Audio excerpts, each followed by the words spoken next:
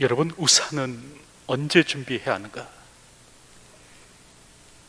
맑은 날에 준비해야 합니다. 비가 와서 준비하면 늦지요.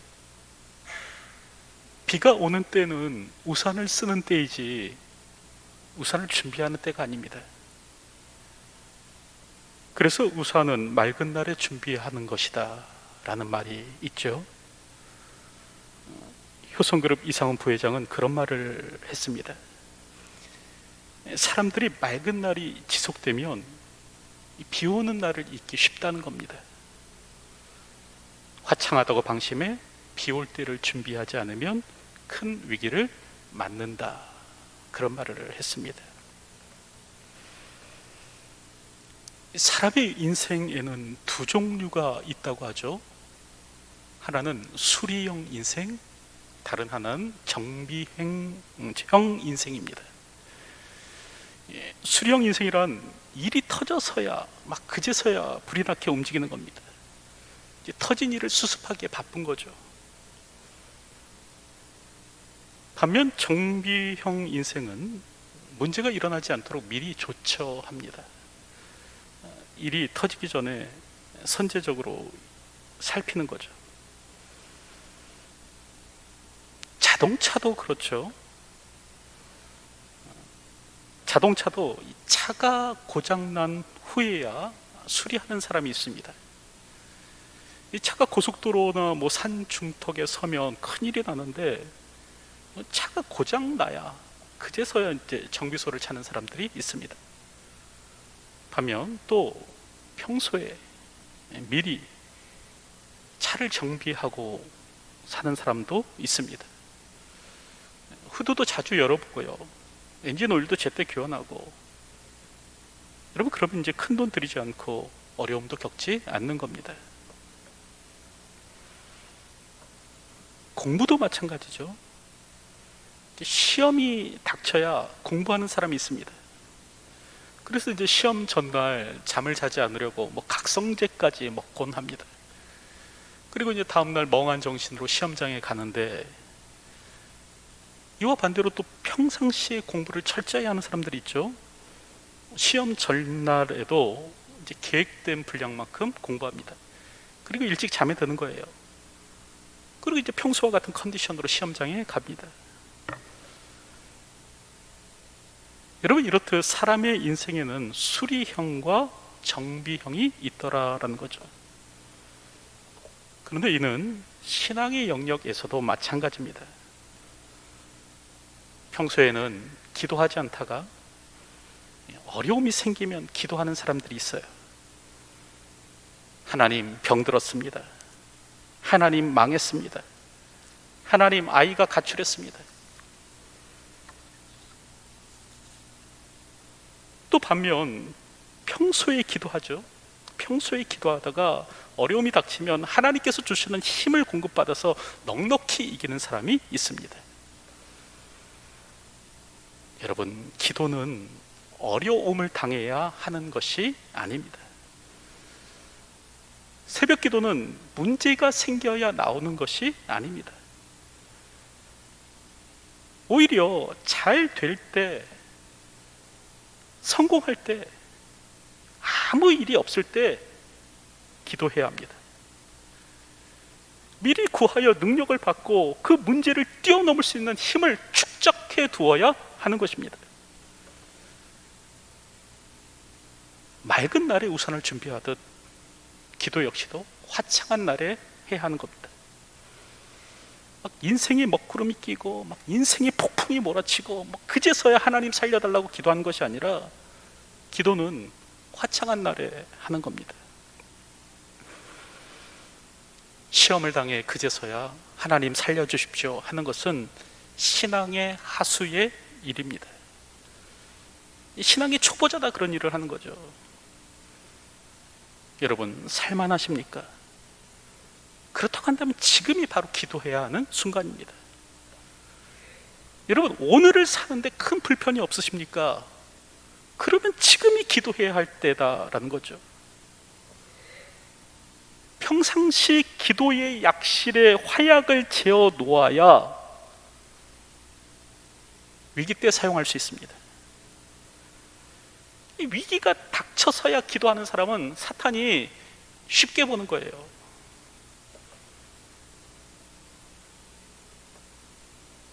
그렇다고 한다면 나는 정비형 인생을 살아갑니까? 아니면 수리형 인생을 살아갑니까? 일이 터져서야 하나님을 찾습니까? 아니면 늘 하나님과 동행하십니까?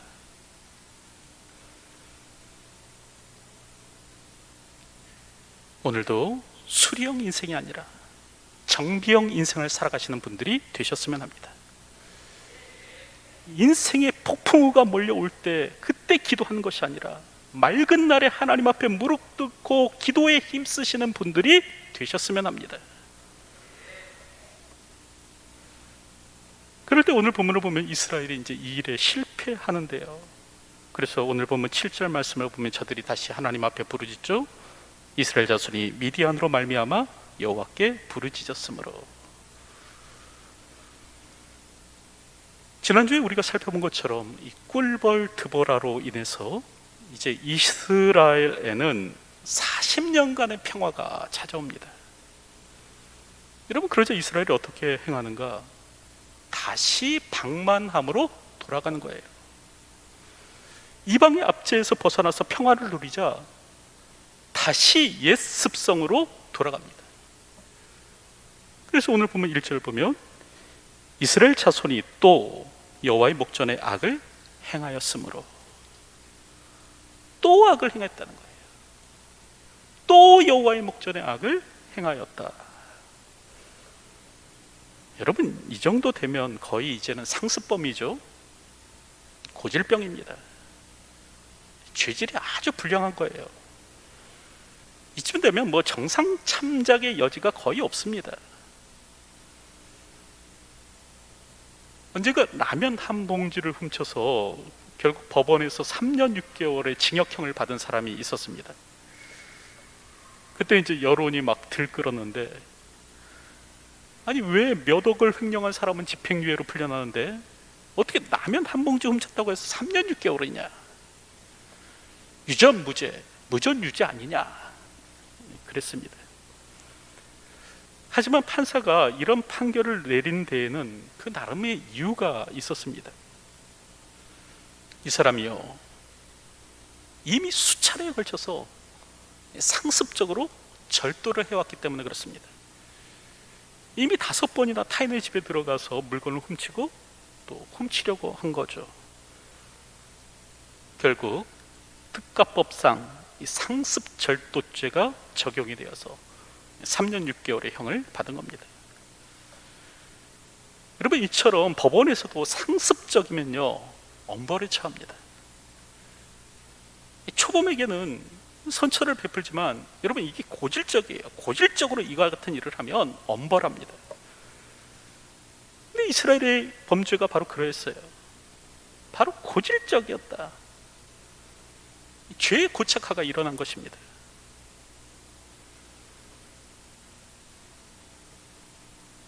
여러분, 그럴 때 이것이 어디 이스라엘만의 일이겠습니까? 우리 역시도 그러하지는 않습니까?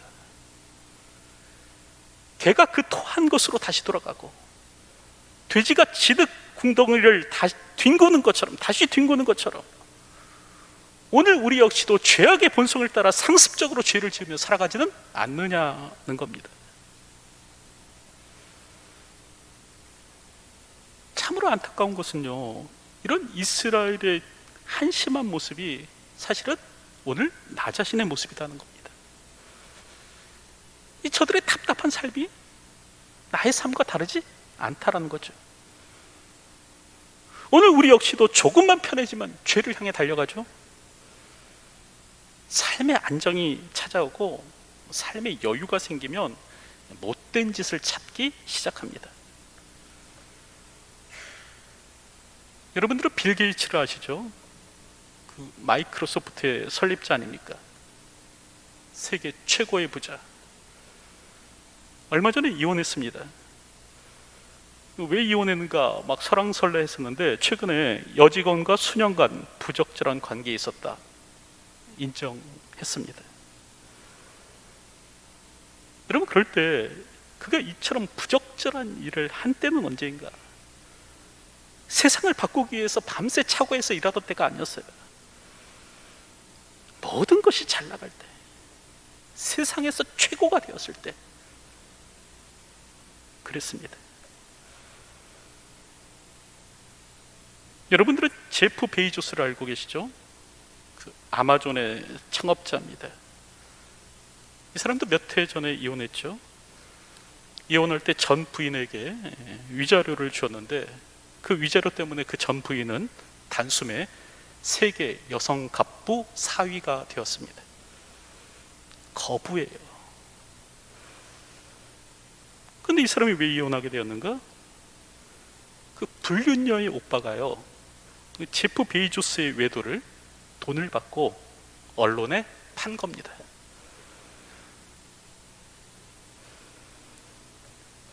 여러분, 이처럼 잘 나갈 때, 삶이 평안해지고 안정이 찾아올 때, 그러면 죄에 기웃거리기 시작하는 것이 바로 우리들입니다. 심지어는 분명한 경고가 있어도 죄와 함께 하려고 하는 것이 사람이죠.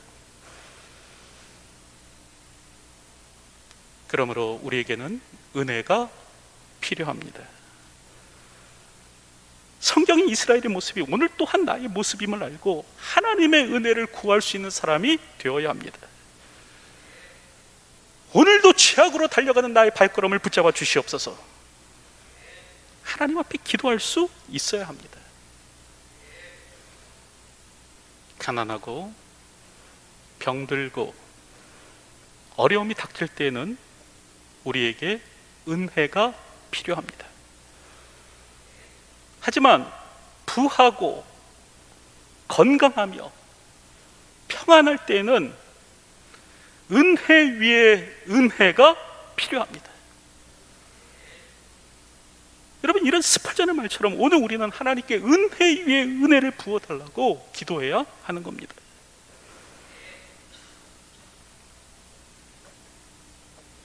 그럼에도 불구하고 이스라엘 백성들은 그렇게 하지 못했는데요, 결국 이제 40년의 평안이 범죄로 이어지는 겁니다. 그러자 하나님께서는 이스라엘을 미디안의 손에 파시죠. 여기서 미디안이란 사막의 바이킹이라고 해도 좋은 존재인데, 여러분, 바이킹들은 그 북유럽의 그 척박한 환경 가운데 살기 때문에 배를 타고 주기적으로 서유럽이나 남유럽으로 건너가서 식량과 필요한 자원들을 훔쳐왔던, 약탈했던 그런 해적들 아닙니까? 여러분, 그럴 때 배가 아닌 낙타를 타고 가나안 땅으로 건너가서 이 물자와 식량을 약탈했던 사람들이 누구인가? 바로 미디안 사람들이었어요. 이들은 본래 아브라함의 후손이었습니다. 우리는 아브라함의 아내를 이제 사라나 하갈 정도로만 알고 있는데, 여러분, 성경은 이외에도 세 번째 아내에 대해서 말씀합니다. 창세기 25장 1절 2절 보면 아브라함이 후처를 맞이하였으니 그의 이름은 그두라라. 그가 시므란과 욕산과 무단과 미디안과 이스박과 수아를 낳고. 여러분, 이처럼 미디안은 아브라함이 그의 아내 그두라를 통해서 낳은 아들이었습니다. 그럴 때 이제 이런 미디안의 후손들은요, 이스라엘과는 달리 국가를 형성하지는 않았습니다. 이들은 향료나 향신료를 가지고 떠돌며 장사를 했던 대상들입니다. 그러다 보니까 한 지역에 정착해서 국가를 이루지는 않았지만, 어쨌든 이들은요 아주 뛰어난 장사꾼들이었고요, 동시에 군인이었습니다. 이 가치 있는 물건을 지킬 줄 알아야 했기 때문에 싸움에도 아주 능한 사람들이었죠. 더불어 이것저것을 먼 거리를 돌아다니면서 장사했기 때문에 많은 정보를 가졌습니다. 그리고 이제 이 정보를 바탕으로 약한 성읍이나 마을을 공격하고 약탈하기도 한 거죠. 여러분, 그럴 때 하나님께서는 이 미디안의 손에 이스라엘을 파셨다는 겁니다. 특별히 오늘 본문 3절부터 5절을 보면 이스라엘이 파종한 때면 미디안과 아말렉과 동방 사람들이 치러 올라와서 진을 치고 가사에 이르도록 토지 소산을 멸하여 이스라엘 가운데 먹을 것을 남겨두지 아니하며 양이나 소나 나귀도 남기지 아니하니 이는 그들이 그들의 짐승과 장막을 가지고 올라와 메뚜기 떼같이 많이 들어오니 그 사람과 낙타가 무수함이라 그들이 그 땅에 들어와 멸하려 하나. 여러분, 이처럼 오늘 본문의 말씀처럼 여러분 미디안의 압제는요 이전 나라들과는 조금 다른 거였습니다. 이전의 나라들은 이스라엘을 쳐들어와서 땅을 빼앗고 정치적으로 억압하고 하는 일들을 하였지만 이 미디안은요 메뚜기 떼처럼 1년에 2차례 몰려와서 모든 눈에 띄는 것을 가져갈 뿐이었습니다. 특별히 3절을 보면 이스라엘이 파종한 때 그렇게 말씀하죠. 추수 때에만 온 것이 아닙니다. 파종한 때, 씨 뿌리는 때도 왔습니다.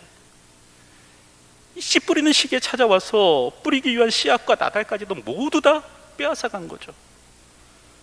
아무것도 남기지 않아갖고 그냥 싹 쓸어가는 겁니다. 이는 메뚜기 떼를 연상시키죠. 오늘 보면 5절을 보면 메뚜기 떼같이 많이 들어오니, 여러분 이는 이제 숫자적으로도 많다라는 표현이지만 또한 그 하는 행태가 꼭 메뚜기를 연상시킨다라는 그런 의미도 있습니다. 여러분, 메뚜기는 미래를 염두에 두고 곡식을 갉아먹지 않죠. 우리가 곡식을 다 갉아먹으면 내년에는 먹을 것이 없으니 조금은 남겨두자 하지 않습니다. 메뚜기 때는 뭐 닥치는 대로 먹는 거예요. 보이는 대로 먹는 거예요. 그리고 먹을 것이 없으면 떠나갑니다. 근데 미디안이 바로 이와 같았다는 거예요. 뭐 내일을 생각함 없이 파종 때도 씨 뿌린 때도 찾아와서 그 종자까지도 다 쓸어가더라. 더불어서 양이나 소나 나귀도 남기지 아니하니라고 말씀하죠. 여러분, 파종 시기는 일반적으로 그 10번째 달인데요, 이 10번째 달이 지나고 약 한 달 후가 되면, 11번째 달이 되면 양들이 새끼를 낳을 때입니다. 근데 이 출산 직전의 양까지도 다 가져가 버리는 거예요. 여러분, 그러니 이스라엘이 살겠습니까? 못 살겠습니까? 이대로는 못 산다. 그러자 그때서야 하나님께 부르짖기 시작합니다. 살 수 없는 지경이 되니까 그제서야 하나님을 찾더라는 거죠.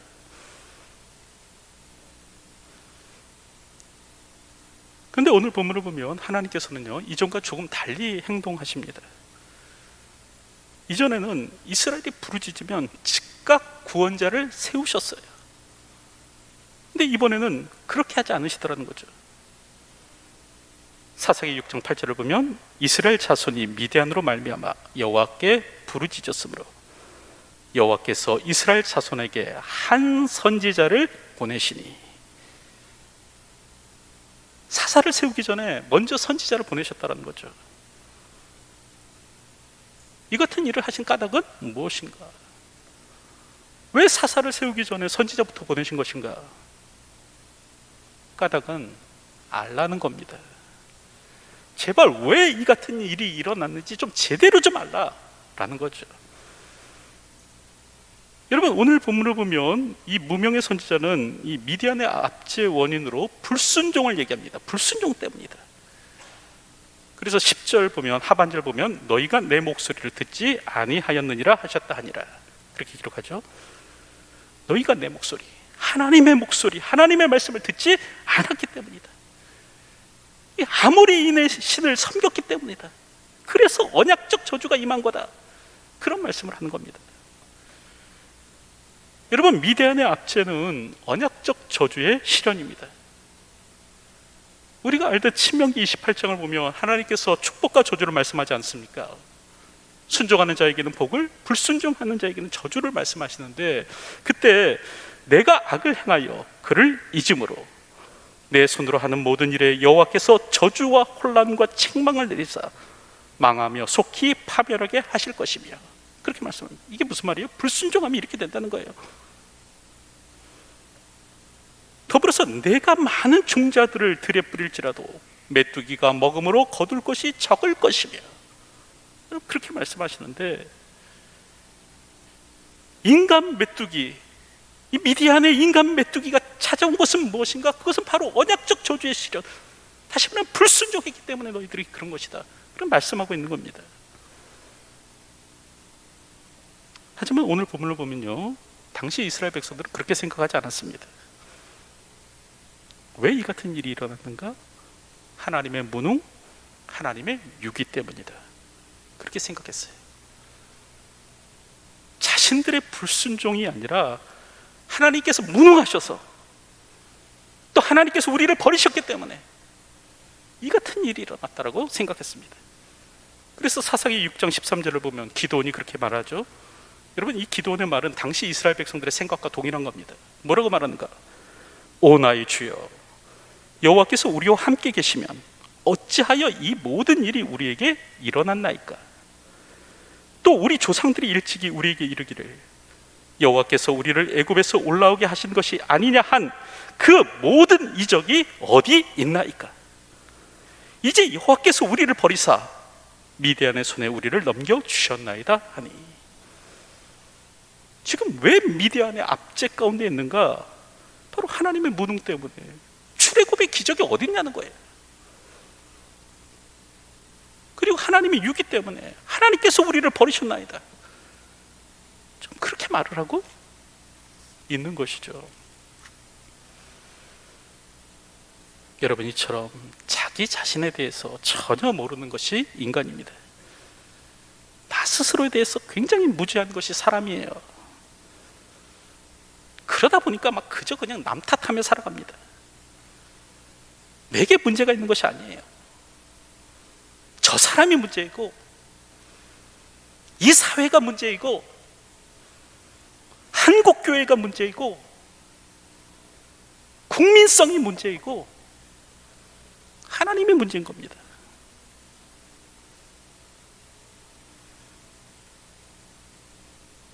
여러분, 오늘 우리는 잘못된 귀인의 오류에 빠져서는 안 됩니다. 문제의 원인을 엉뚱한 곳에서 막 찾아서는 안 돼요. 무엇 때문에 이 일이 일어났는지 바로 알 수 있어야 합니다.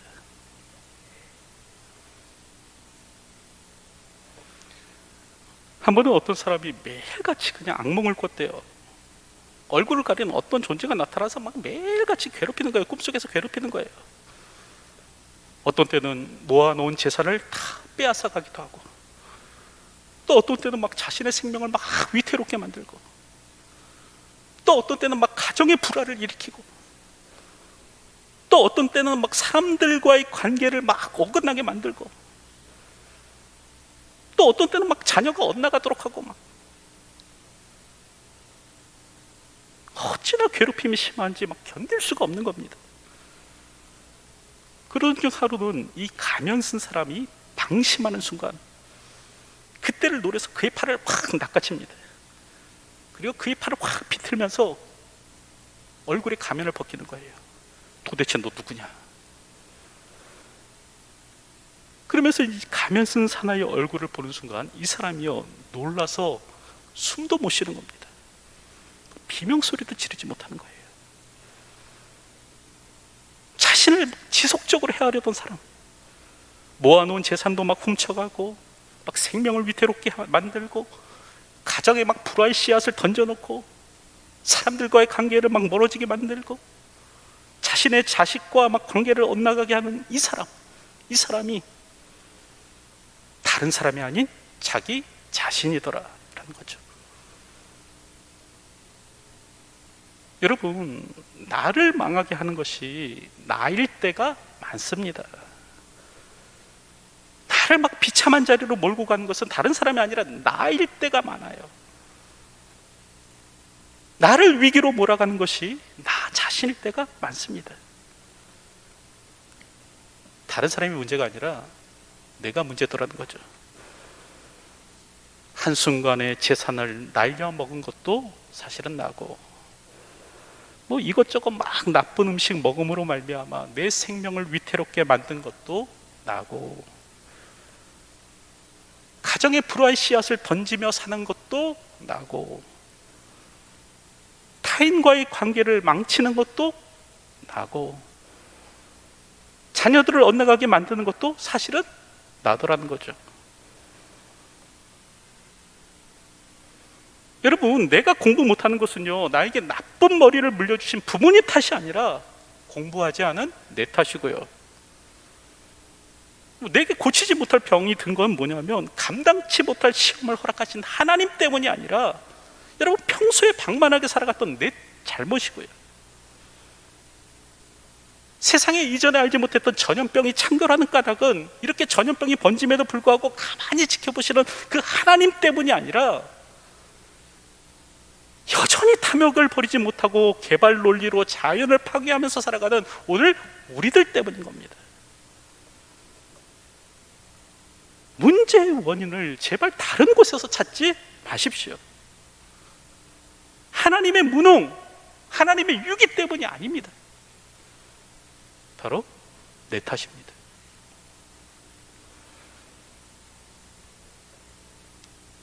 이제 말씀을 맺으려고 하는데, 오늘도 수리형 인생이 아닌 정비형 인생을 사시는 분들이 되시기 바랍니다. 일이 터져야 그제서야 하나님 앞에 살려달라고 기도하는 것이 아니라 매일 하나님과 동행하는 삶을 사십시오. 특별히 가난하고 병들고 어려울 때는 오늘 우리에게 은혜가 필요합니다. 하지만 부하고 건강하고 평안할 때는 은혜 위에 은혜가 필요합니다. 이 평안의 때를 더욱 각성해서 살 수 있어야 하는 겁니다. 더불어 나를 망하게 하는 것은 나일 때가 많습니다. 하나님께서 나를 망하게 하시는 것이 아니에요. 내 스스로가 나를 망치고 있는 겁니다. 귀인의 오류에 빠지지 마십시오. 하나님 탓하지 마시라는 거예요. 나를 뺀 남의 탓을 하고 살아가면 회복을 경험할 수가 없습니다. 오늘도 이것을 기억하며 주어진 삶을 살 수 있는 저와 여러분들이 되시기를 주님의 이름으로 축원드립니다. 기도하겠습니다. 오늘도 하나님 앞에 매일 무릎 꿇고 주와 동행하는 삶을 사는 자가 되기를 소원합니다. 일이 터져야 엎드려 기도하는 자가 아니라 매일 무릎 꿇고 기도함을 통해 하늘의 능력을 덧입고 주어진 삶을 사는 인생 되게 하여 주시옵소서.